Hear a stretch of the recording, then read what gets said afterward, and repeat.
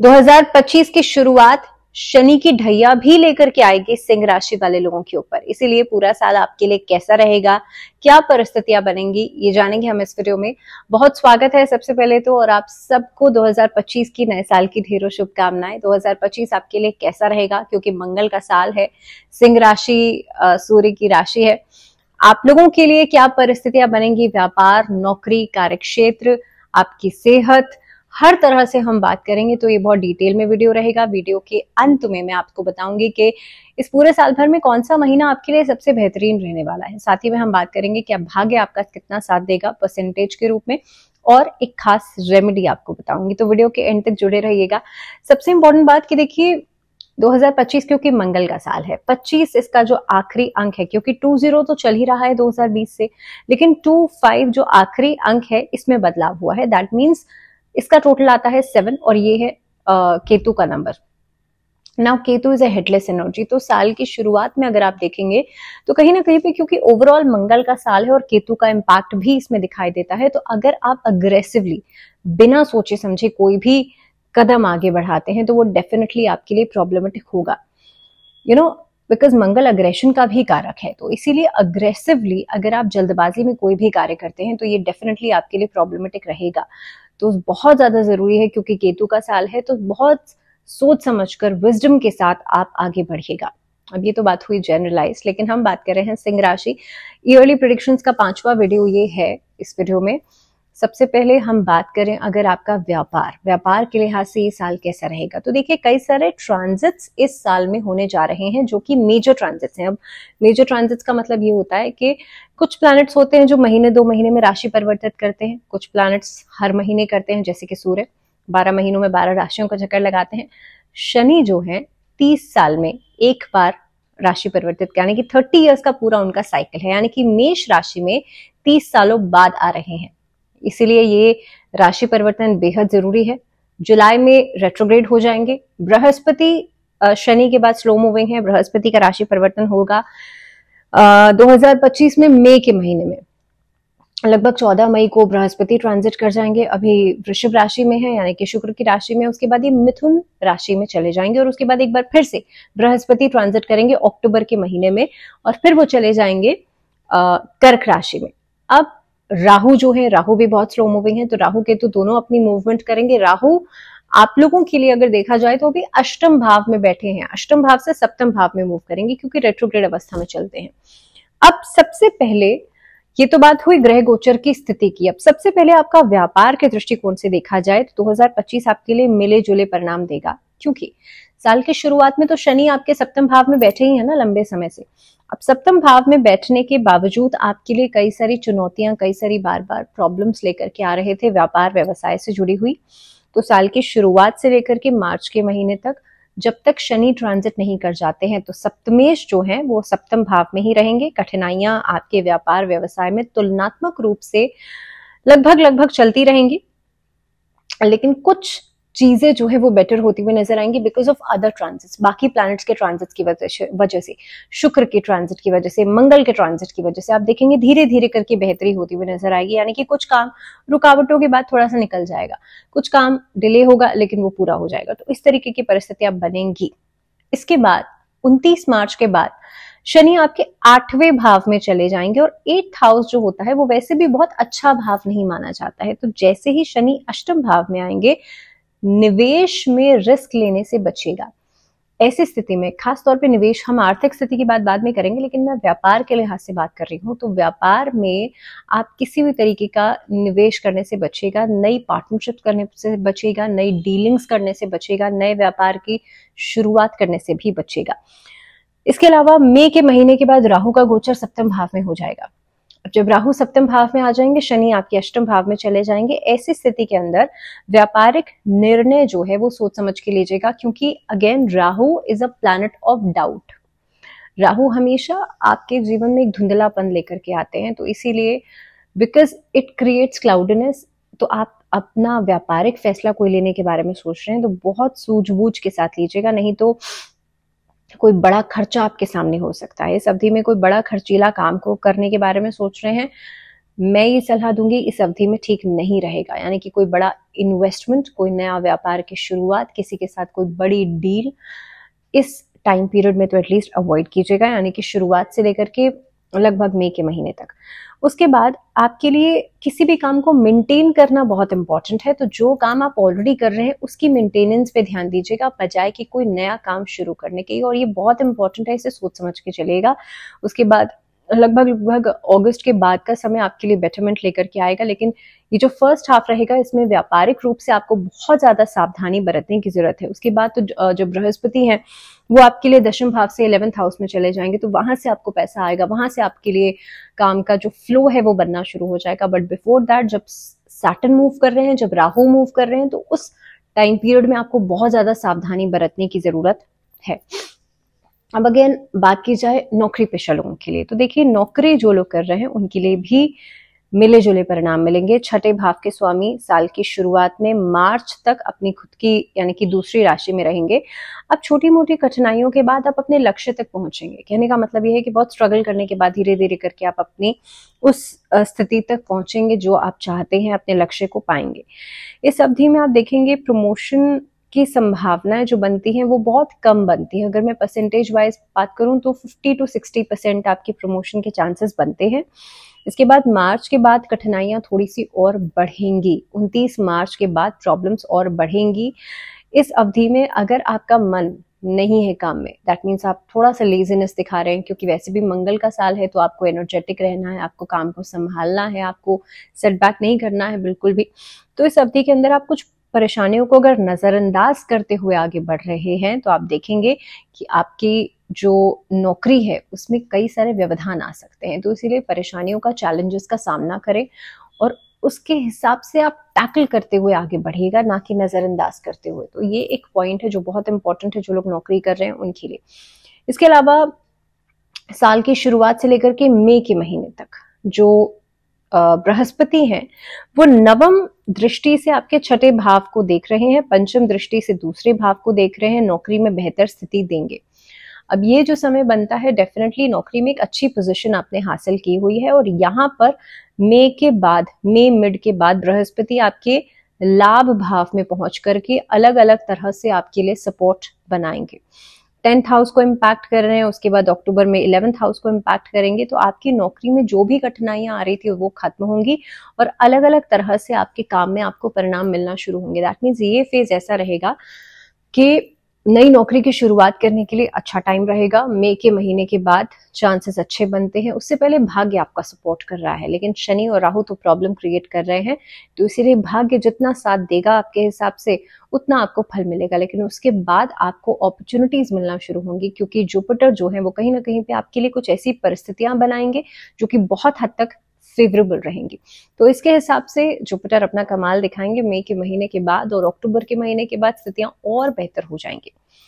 आर्थिक पक्ष की बात कर लेते हैं। आर्थिक पक्ष में आमदनी के दृष्टिकोण से देखा जाए तो साल सामान्यतः एक नॉर्मल स्थिति में कह सकती हूँ। हालांकि साल की शुरुआत से लेकर के मई के महीने तक बृहस्पति पंचम दृष्टि से आपके धन भाव को देख रहे हैं, जो कि बचत में मददगार साबित होंगे। नाउ यू विल सी कि क्योंकि स्टार्टिंग से लेकर के मई के महीने तक आप देखेंगे कि ये टाइम पीरियड ऐसा रहेगा कि आप बचत के ऊपर ज्यादा ध्यान देंगे, इन्वेस्टमेंट पॉइंट ऑफ व्यू से ज्यादा काम करेंगे। उसके बाद पंचम दृष्टि से आपके धन भाव को देखेंगे, साथ ही में आपके जो बचत किए हुए पैसे हैं उसको आप कहीं पर अच्छे काम में लगा सकते हैं। अब मैंने आपसे शुरुआत में कहा था कि बिजनेस सेक्टर में यहाँ पे इनिशियल इन्वेस्टमेंट्स करने से बचेगा, लेकिन अगर मैं आप सेविंग्स की बात कर रहे हैं तो सेविंग्स के हिसाब से आपका ये जो फेज रहेगा वो बढ़िया रहेगा। बृहस्पति का एक इम्पैक्ट जो है वो काफी हद तक आपको अच्छे परिणाम देगा। जैसे ही मिड मई के बाद बृहस्पति चेंज करेंगे अपनी चाल, उस स्थिति में आपके आर्थिक पक्ष को मजबूती देंगे। नौकरी पेशा लोगों के लिए भी स्थितियां बेहतर रहेंगी, लेकिन व्यापार में किसके साथ आप कैसे डील कर रहे हैं वो सोच समझ के कीजिएगा। लेकिन हाँ, आर्थिक पक्ष जो है वो बेहतर होना शुरू हो जाएगा। और उसके बाद जब एलिवेशन के हाउस में जाएंगे देवगुरु बृहस्पति, तो डेफिनेटली आपकी आमदनी के रास्तों को खोलेंगे। इसके बाद काफी हद तक आपका जो एक आर्थिक स्थिति है वो बेहतर होना शुरू हो जाएगी। इसके बाद अगर मैं बात करूं लव लाइफ की, प्रेम संबंधों की, तो ये जो साल रहेगा वो आपके लिए एवरेज रहेगा लव रिलेशनशिप्स के लिहाज से। पंचम भाव का स्वामी बृहस्पति साल की शुरुआत से लेकर के मई के महीने तक लगभग कर्म भाव पर रहेगा इसका असर। उसके बाद अलग अलग तरह से देखा जाए तो जिनका लव रिलेशनशिप उनके सहकर्मियों के साथ है, आप लोग साथ में ही कामकाज करते हैं, उन लोगों के लिए मई के महीने के बाद संबंधों में मधुरता बढ़ेगी और काफी हद तक आप ये देखेंगे कि इसके बाद आप मैरिज के बारे में सोच सकते हैं। तो जिन लोगों के लव रिलेशनशिप्स हैं, जो लोग ऑफिस में ही साथ में काम करते हैं, सहकर्मी हैं, वो लोग मई के महीने के बाद शादी के बारे में सोच सकते हैं। मार्च के बाद शनि जो है दशम दृष्टि से आपके प्रेम भाव को देखेंगे, यानी कि आपके 5th हाउस को देखेंगे। उसके बाद जो लोग प्यार का दिखावा कर रहे हैं, एक्चुअली में रिलेशनशिप में नहीं है या कैजुअल रिलेशनशिप में है, उन लोगों के रिश्तों में तकलीफ बढ़ेगी, उन लोगों के रिलेशनशिप में डिस्टेंसेस इस अवधि में बढ़ेंगे। लेकिन ये चीज उस रिश्ते में नहीं आएगी जिसमें कि आपस में तालमेल अच्छा है या सही तरीके से वो रिलेशनशिप को आगे बढ़ाना चाहते हैं, लॉन्ग टर्म रिलेशनशिप्स के बारे में सोच रहे हैं। मई के मध्य भाग के बाद बृहस्पति का गोचर आपके पंचम और सप्तम दोनों भाव पर दृष्टि डालेगा और इस अवधि में आपकी लव लाइफ बहुत ही बेहतरीन आपको रिजल्ट्स देगी, रोमांस भी बढ़ेगा, स्टेबिलिटी भी बढ़ेगी। बल्कि जो लोग लव मैरिज के बारे में सोच रहे हैं उन लोगों के लिए परिस्थितियां बेहतर होंगी। वैवाहिक जीवन की बात कर लेते हैं। अब देखिए, वैवाहिक जीवन के लिए खासतौर पर जो लोग विवाह योग्य हैं, शादी के बारे में सोच रहे हैं, उन लोगों के लिए साल की शुरुआत 2025 जो है अच्छी सफलता लेकर के आएगा। शादी हो सकती है, विशेषकर मिड मई के बाद आपके लिए शादी की डेट पक्की हो सकती है, किसी के साथ आप बातचीत कर सकते हैं, सगाई या विवाह दोनों के दृष्टिकोण से ही ये साल जो है वो बढ़िया रहेगा। खास तौर पर जो लोग लव मैरिजेस करने के बारे में सोच रहे हैं उन लोगों के लिए समय अच्छा दिखाई देता है। इंटरकास्ट मैरिजेस भी इस साल भर में होने वाली है। अब बात कर लेते हैं उन लोगों की जो कि ऑलरेडी मैरिड हैं। अब आप लोगों के लिए क्या परिस्थितियां बनती हैं, क्योंकि राहु का इम्पैक्ट भी है साल की शुरुआत में, शनि का इम्पैक्ट भी रहेगा। तो साल की शुरुआत से लेकर के मार्च के महीने तक शनि का गोचर है सप्तम भाव में, वहीं पर मई के बाद राहु केतु का प्रभाव भी यहाँ पे दिखाई देना शुरू हो जाएगा और दोनों ही परिस्थितियां बहुत अच्छी नहीं है। तो जो लोग मैरिड है, दाम्पत्य जीवन में बीच बीच में परेशानियां, समस्याएं जो है वो आ सकती हैं। इस अवधि में बृहस्पति मई के महीने के बाद नवम दृष्टि से सप्तम भाव को देखेंगे, जो कि समस्याओं को खत्म करने का भी काम करेंगे। तो चीजें कुछ इस तरीके की रहेंगी कि आपकी शादी होने के लिए तो बहुत अच्छा समय है, लेकिन जो लोग ऑलरेडी मैरिड हैं उन लोगों के लिए परेशानियां बढ़ेंगी, लेकिन बृहस्पति उसको कम करेंगे। परेशानियां फिर से बढ़ेंगी, लेकिन बृहस्पति फिर उसको शांत करेंगे। तो इस तरीके की एक जो परिस्थिति है वो बनती हुई नजर आती है। अब बात कर लेते हैं पारिवारिक जीवन के लिहाज से ये साल आपके लिए कैसा रहेगा। तो देखिए, गृहस्थ जीवन के हिसाब से, पारिवारिक जीवन के हिसाब से भी मिले जुले परिणाम लेगा। साल की शुरुआत से लेकर के लगभग मई के महीने तक राहु केतु का प्रभाव 2nd हाउस पे है, जो कि कुटुंब का घर है। पारिवारिक जीवन में परेशानियां देगा, आपसी रिश्तों में तनाव देगा, गलतफहमियां बढ़ सकती हैं। उसके बाद मई के बाद आप लोग देखेंगे परिस्थितियों में धीरे धीरे करके सुधार आना शुरू होगा, because of other factors also, बाकी ग्रहों की भी मैं बात करूं। लेकिन खास तौर पर आपके लिए अक्टूबर ऑनवर्ड्स, अक्टूबर से लेकर के दिसंबर तक का फेज आपके लिए पारिवारिक रिश्तों में तनाव को खत्म करने के लिए बहुत बढ़िया रहेगा। ऐसी स्थिति में, क्योंकि 4th भाव के स्वामी मंगल पूरे वर्ष आपके लिए लगभग आपके सपोर्ट में नजर आ रहे हैं, तो ये समय आपके लिए समर्थन का है। परिवार से समर्थन मिलेगा, आसपास के लोगों से समर्थन मिलेगा। अब इस साल में घर खरीद पाएंगे या वाहन खरीद पाएंगे कि नहीं, तो देखिए, इस हिसाब से देखा जाए तो आपकी कोशिश और मेहनत के हिसाब से आपको परिणाम तो मिलेंगे, लेकिन रिस्क लेकर के किसी भी प्रॉपर्टी में इन्वेस्ट करना वो आपके लिए बिल्कुल डाउनफॉल में लेकर के जाएगा। शनि की दशम दृष्टि 4th भाव पर रहेगी, ये कहीं ना कहीं पे कमजोर स्थिति बनाती है, लेकिन बृहस्पति की दृष्टि भी आपके लिए अनुकूल परिस्थितियां बनाती है, जिसके हिसाब से आपके लिए मई के बाद का समय, मई से लेकर के अक्टूबर तक का समय अच्छा रहेगा। शनि 8वें भाव में फिर से आपके लिए एक ऐसी स्थिति बना रहे हैं जो कि लोन लेना है, या अगर लोन कर्जा लेकर के आप कोई काम करना चाहते हैं, वहां पर प्रॉब्लमेटिक हो सकते हैं, तो कर्जा कहीं ना कहीं पे आपके ऊपर बढ़ सकता है। तो ऐसी स्थिति में कहने का मतलब ओवरऑल यही है कि रिस्क लेकर के कोई भी कार्य करने से बचेगा। इस स्थिति में आप लोग मई के बाद का समय आपके लिए बेटर रहेगा मकान खरीदने के लिए। उसके बाद अक्टूबर से लेकर के नवंबर ये फेज आपके लिए बेटर रहेगा मकान खरीदने के लिए या वाहन खरीदने के लिए। इनफैक्ट वाहन के लिए अगर बात की जाए तो सितंबर टू नवंबर ये दो ढाई महीने आपके लिए बेटर रहेंगे। अब बात करते हैं शिक्षा की, एजुकेशन की। तो साल के शुरुआत से लेकर के लगभग मई के महीने के मध्य तक बृहस्पति की सप्तम दृष्टि चतुर्थ भाव को देखेगी, जो कि उच्च शिक्षा के मामले में आपको बेहतरीन एक स्तर दे सकती है, यानी कि आप हायर एजुकेशन के बारे में सोचेंगे, प्लान करेंगे। नवम दृष्टि से बृहस्पति छठे भाव को देखेंगे, जो कि प्रतिस्पर्धा में यानी कि कंपटीशन में कोई परीक्षा देने जा रहे हैं, वहां पर आपको सफलता दिलाएंगे, वहां पर आपका फोकस जो है उसको बनाएंगे। व्यावसायिक शिक्षा लेने के लिए जो लोग सोच रहे हैं उनके लिए भी बृहस्पति की स्थिति कहीं ना कहीं पे अनुकूल दिखाई देती है। मई के महीने के बाद, लगभग मिड मई के बाद आपके लिए बृहस्पति का इम्पैक्ट इतना अच्छा पड़ेगा, जो कि आप हायर एजुकेशन ले सकते हैं, आप बाहर जाकर के पढ़ाई कर सकते हैं। परीक्षा में आपका जो इम्पैक्ट रहेगा वो बहुत अच्छा रहेगा। जो लोग लॉ फॉर्म से जुड़ना चाहते हैं, लॉ की शिक्षा लेना चाहते हैं, या फिर रिसर्च डिपार्टमेंट में कुछ करना चाहते हैं, या फिर शिक्षा के क्षेत्र से ही आप लोग जुड़ना चाहते हैं, आप लोगों के लिए समय बहुत अच्छा रहेगा। यानी कि आप ऑलरेडी नौकरी कर रहे हैं, प्रोफेसर या हायर एजुकेशन के लिए ऑप्ट करना चाहते हैं, उसके लिए भी ये साल बहुत अच्छा रहेगा। स्वास्थ्य के लिहाज से बात की जाए तो साल की शुरुआत में क्योंकि राहु अष्टम भाव में है, चोट आदि लगने से बचेगा। उसके बाद शनि अष्टम भाव में चले जाएंगे और राहु आपके सप्तम भाव में आ जाएंगे। तो मार्च के महीने से लेकर के शनि सप्तम दृष्टि से आपके प्रथम भाव को भी देख रहे हैं।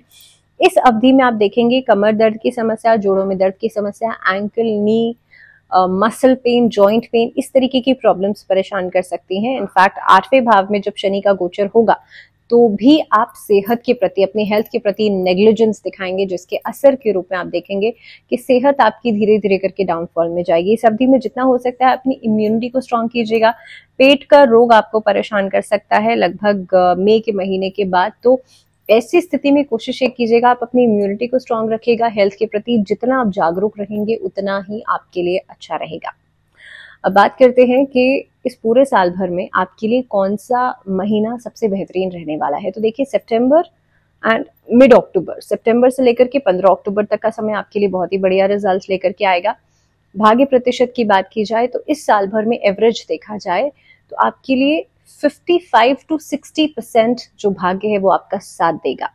क्या उपाय या क्या रेमेडीज की जा सकती हैं? पहली बात तो राहु केतु के जाप इस साल में आप जरूर करवाएं। दूसरी रेमेडी आप लोगों के लिए शनि चालीसा का पाठ करना हर मंगलवार और शनिवार बहुत इंपॉर्टेंट है, या फिर आप हनुमान चालीसा का पाठ कर सकते हैं मंगलवार और शनिवार, तब भी आपके लिए स्थितियां बेहतर होंगी। साथ ही में शिवलिंग पर काले तिल आप जरूर अर्पित करें शनिवार के दिन। कच्चा दूध थोड़ा सा मिला करके, थोड़ा गंगा जल मिला करके उसमें काले तिल चढ़ा करके आप नमः शिवाय का जाप कर सकते हैं। इससे परिस्थितियों में सुधार होगा, शनि से जुड़ी हुई प्रॉब्लम्स खत्म होंगी, राहु केतु से जुड़ी हुई प्रॉब्लम्स खत्म होंगी। सो इसी के साथ इस वीडियो में फिलहाल इतना ही। एक बार फिर से आप सबको 2025 की ढेरों शुभकामनाएं। फिलहाल दीजिए इजाजत, जुड़े रहिए चैनल के साथ। नमस्कार।